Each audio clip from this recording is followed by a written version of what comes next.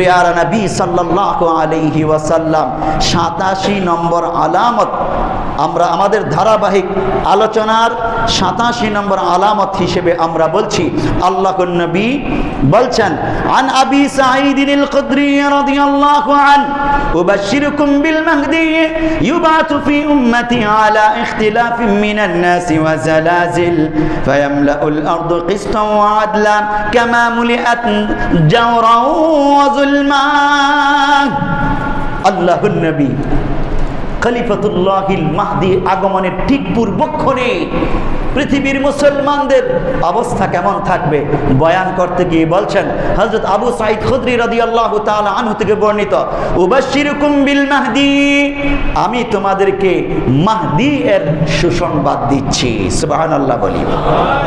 মাহদি বলতে আমরা যাকে ইমাম মাহদি হিসেবে চিনি, আর ইসলামী পরিভাষায় তাকে বলে খলিফাতুল্লাহিল মাহদি।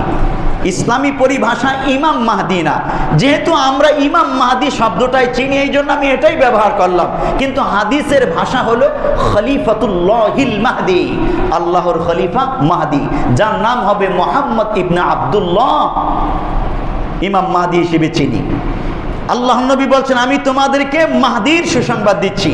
ইউবাতু ফি উম্মতি আলা ইখতিলাফিন মিনান নাসি ওয়া জালাজিল। এই ইমাম মাহদি কোন জামানায় কোন সময়ে আসবে?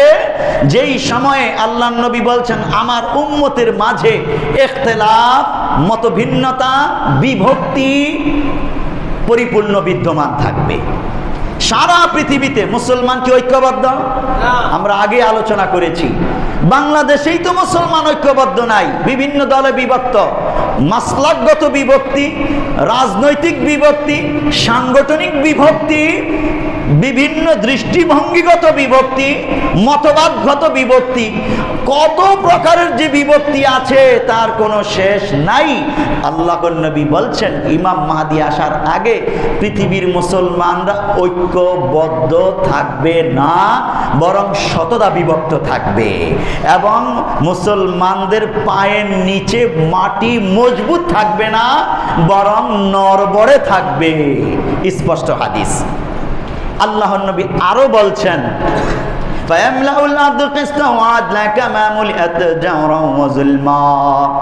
সমস্ত পৃথিবীতে জুলুম অন্যায় দিয়ে ভরপুর থাকবে, ইমাম মাহদি এসে সব কিছু দূর করে ইনসাফ প্রতিষ্ঠা করবেন।